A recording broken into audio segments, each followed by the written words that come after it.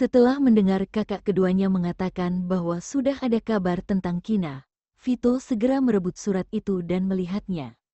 Tulisan tangan yang tidak asing di surat itu membuat Vito curiga apakah dirinya sendiri memiliki penglihatan yang kabur. Setelah menggosok-gosok mata, Vito melihatnya sekali lagi. Apakah ada masalah dengan surat ini? Ezra bertanya dengan suara yang dingin dan dalam. Demi memudahkan untuk menemukan Kina, dan tidak terikat oleh sesuatu, Ezra menempatkan Clayton di keluarga Okto. Ezra menyuruh orang tuanya dan pelayan untuk menjaga Clayton. Setelah bocah kecil memiliki bantal kecil, kemudian juga Jimbo yang seputih salju dan patuh, bocah kecil juga tidak akan terus menempel dengan Ezra. Bocah kecil tinggal di keluarga Okto dengan tenang, makan dan minum dengan baik.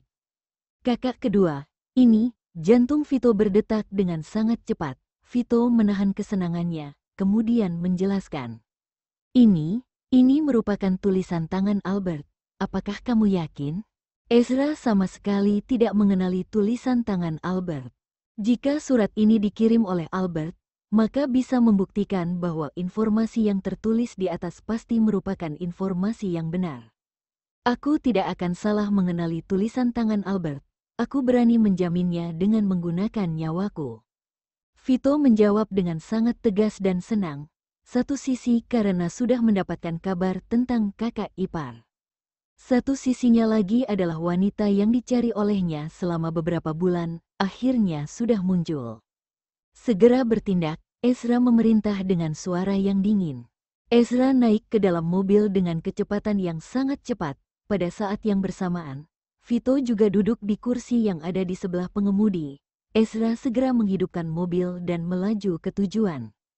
Vito segera menggunakan ponsel untuk memeriksa alamat itu. Itu merupakan sebuah kota yang terpencil, tenang dan indah di kota Zaun. Vito tidak menyangka bahwa wanita itu akan bersembunyi di tempat semacam ini. Tapi sekarang bukan waktunya untuk memperdebatkan masalah ini. Sekarang hal yang paling penting adalah menyelamatkan kakak iparnya. Setelah mengemudi selama 2 jam, saat mendekati tujuan, Lucinta muncul dengan membawa beberapa deatman yang tersisa. Lucinta melompat keluar di tengah jalan, kemudian menghalangi jalan mereka. Tidak menyangka bahwa kalian akan menemukan tempat ini begitu cepat. Begitu melihat 2 orang yang ada di depan, Lucinta berkata sambil tersenyum dengan dingin. Tapi, bahkan jika mereka sudah menemukan tempat ini, itu juga tidak berguna. Tidak mengatakan bahwa apakah mereka bisa menyelamatkan Kina atau tidak. Memang kenapa kalau mereka bisa menyelamatkan Kina? Sekarang Kina sudah dihancurkan oleh Lucinta. Selain itu, Lucinta sudah meninggalkan jalan keluar untuk diri sendiri. Lucinta pasti tidak akan membiarkan Kina terus hidup. Lucinta mengorbankannya begitu banyak hanya untuk pria ini, tapi Ezra malah mengabaikannya dan tidak mau bersama dengannya. Jika seperti ini, Lucinta lebih memilih untuk membiarkan Ezra menjalani hidup yang kesepian, dan jangan berpikir untuk bersama dengan Kina. Lucinta, dasar kamu orang gila, jika terserang penyakit, cepat suruh Kevin mengobatimu. Kakak keduaku ingin bersama dengan siapa itu merupakan kebebasan dan haknya. Untuk apa kamu melawan kakak iparku? Seseorang tidak boleh melibatkan pihak ketiga saat menyelesaikan perselisihan. Orang yang seharusnya kamu lawan adalah kakak keduaku. Vito tidak tahan lagi dan memarahi Lucinta. Beberapa hari ini, mereka sudah membunuh banyak deatman dari Lucinta. Jika tebakan mereka tidak salah, orang yang bisa diperintahkan oleh Lucinta hanya tersisa beberapa deatman yang ada di depan. Sebenarnya mereka sudah mengirim banyak penjaga Tane dengan tingkat tinggi yang menyamar sebagai orang biasa. Semuanya dibagi menjadi beberapa jalur, kemudian mendekati tempat di mana Lucinta menyembunyikan orang dari jalur yang lain. Sekarang hanya perlu untuk menunda waktu. Setelah penjaga Tane menemukan Kina, bahkan menyelamatkan Kina keluar, mereka akan segera bertindak untuk membunuh Lucinta. Ezra melirik Vito yang ada di sebelah dengan tatapan dingin. Vito malah dilihat hingga merasa sedikit bersalah.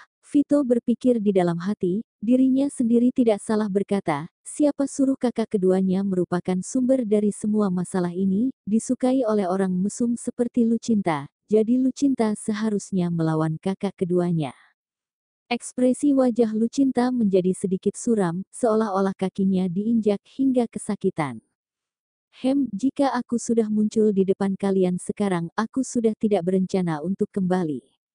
Bandar narkoba yang dibangun olehku dengan susah payah malah dihancurkan oleh kalian, tapi aku sama sekali tidak membencimu. Lucinta melihat ke arah Ezra, matanya penuh dengan tatapan kagum yang cabul, setelah berhenti sejenak. Lucinta berkata lagi, tapi, bahkan jika kamu tidak ingin bersama denganku, aku juga tidak akan membiarkanmu untuk bersama dengan orang lain. Jadi bahkan jika aku mati hari ini, aku juga akan menarik seseorang untuk menjadi kambing hitam. Orang itu adalah Kina. Aku ingin membuatnya mati dengan tidak utuh. Ha. Ekspresi wajah Ezra menjadi sangat suram. Ezra mengerutkan bibirnya dengan erat, tatapan yang dingin dan kejam jatuh di tubuh Lucinta.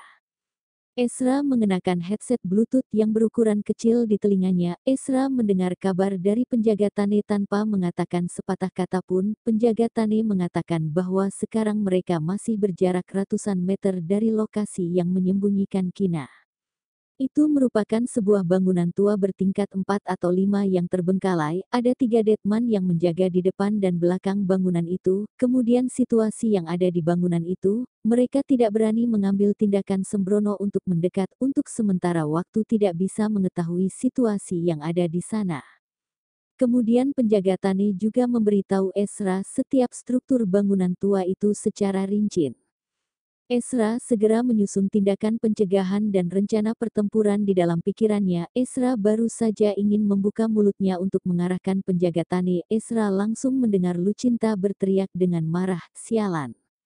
Selanjutnya malah mendengar Lucinta berkata dengan menggertakkan giginya, Kak Ezra, kamu mengira bahwa bawahanmu menemukan tempat yang menyembunyikan Kina, kalian sudah bisa berhasil untuk menyelamatkannya.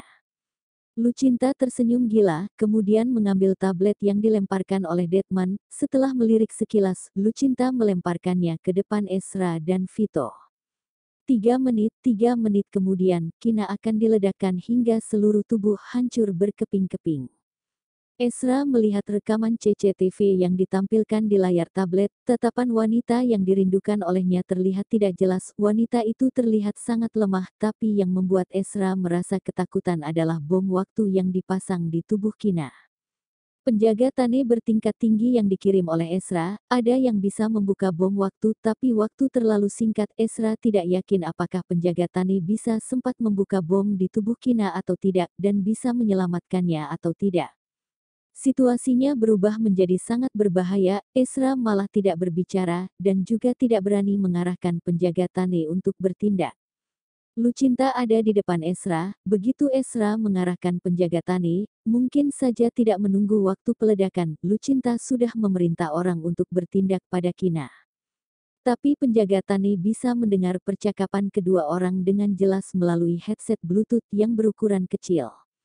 Penjaga Tane tahu bahwa Ezra tidak nyaman untuk berbicara. Penjaga Tane langsung menanyakan pendapat dari Ezra.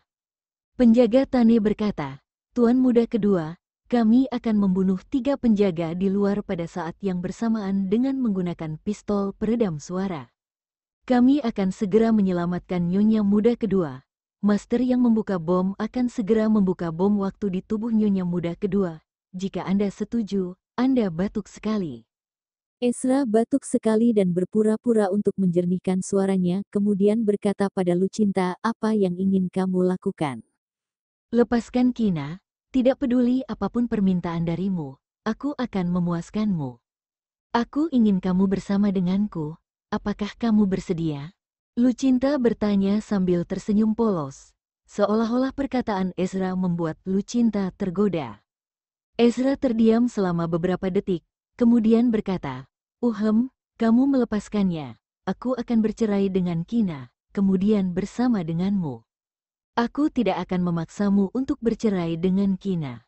Pada detik sebelumnya, Lucinta masih berbicara sambil tersenyum dengan tenang, tapi pada detik selanjutnya, tatapan Lucinta berubah menjadi kejam dan penuh dengan niat membunuh, karena tubuh Kina akan segera hancur berkeping-keping.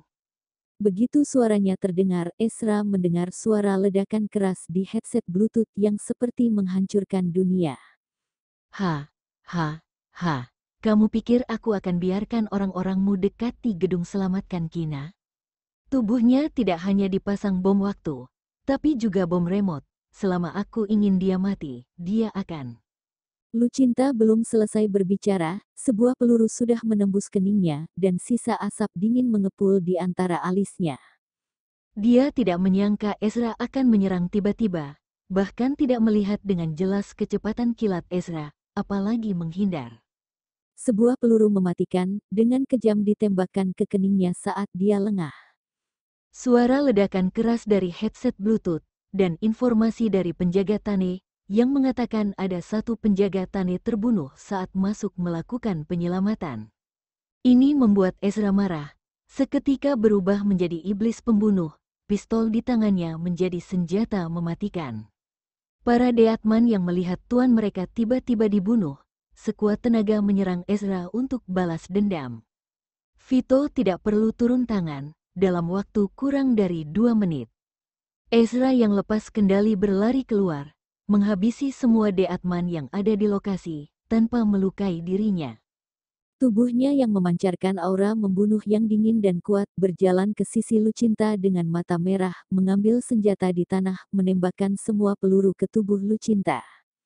Kakak kedua, Vito tidak pernah melihat kakaknya begitu menakutkan. Seluruh tubuhnya memancarkan aura kejam yang sulit digambarkan, seperti aura pembantaian. Sekalipun kakak ipar Kina hilang terakhir kali, dia juga tidak melihat kakak kedua begitu menakutkan. Vito sangat takut kakak keduanya tiba-tiba menjadi gila, dia menahan rasa takutnya. Memegang tangannya, berkata, Kak Kina akan baik-baik saja Kevin, masih ingat kamu dengan Kevin. Dulu, dia pernah obati lengan Kak Kina yang terluka, hari ini dia tidak bersama Lucinta. Dan kita juga tidak melihat mayat Kak Kina.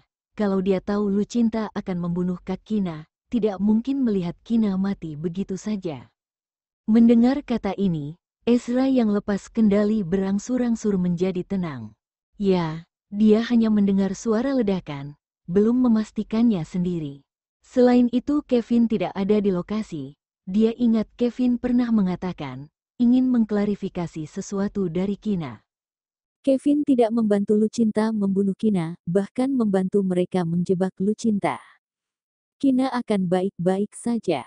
Ezra segera naik ke mobil, tidak menunggu Vito masuk, dia sudah menginjak pedal gas pergi ke tempat tujuan. Woi, Bang, tunggu aku. Vito berteriak sambil mengejar beberapa langkah, tapi dia hanya bisa melihat mobil itu menghilang dari matanya. Vito naik mobil kakak kedua datang ke daerah terpencil ini. Sebagai upaya terakhir, Vito hanya bisa menelepon penjaga Tane untuk menjemput dirinya.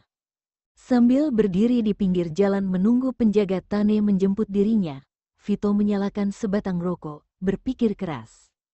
Perkataan tadi, Kak Kina tidak akan mati, mungkin Kevin menyelamatkannya. Sebenarnya hanya untuk menenangkan kakaknya, makanya dia bicara sembarangan. Saat Vito berdiri di samping kakak keduanya, tatapannya terus menatap layar monitor di komputer tablet, sampai bom itu meledak, dia tidak melihat ada orang yang mendekati Kak Kina, apalagi ada orang yang melepaskan bom waktunya. Dan layar monitor menjadi hitam setelah bom meledak. Mengingat ini, dia menarik napas dalam-dalam, menekan kesedihan di hatinya, menyeka wajahnya dengan tangan. Situasi kali ini benar-benar berbeda dari kapal kargo dibakar terakhir kali. Waktu itu mereka hanya melihat video pendek Kak Kina di kapal, sisanya mereka tidak tahu. Di bawah situasi yang mematikan dan berbahaya tadi, tubuh Kak Kina diikat dengan bom, tidak mungkin mayatnya akan tersisa, apalagi bertahan hidup. Vito takut kakak keduanya akan pingsan mengetahui fakta kejam ini, makanya berbohong. Kurang dari 10 menit, penjaga Tane datang menjemputnya. Ketika Vito ke tempat kejadian, dia melihat area reruntuhan yang luas. Beberapa mayat tertimpa batu semen, memperlihatkan setengah bagian tubuh mereka. Hatinya pilu dan hampir saja berhenti bernapas. Menurut penjaga Tane, bangunan tua ini berlantai 4 atau 5, sekarang bangunan ini rata dengan tanah. 2 atau 3 bangunan yang sama bobroknya juga diledakkan. Melihat kakak keduanya berdiri di depan reruntuhan, memegang sepotong kain rusak berlumuran darah, sambil mengerutkan bibir. Vito tidak bisa menebak apa yang dia pikirkan saat itu. Kakak kedua, Vito menghampiri dia dan memanggihinya. Vito sedikit menyipitkan mata, melihat kain rusak di tangan Ezra. Tanpa menyentuhnya, juga tahu kain itu bermutu tinggi. Dia samar-samar mengenali warna asli gaun yang dikenakan Kina dalam video CCTV.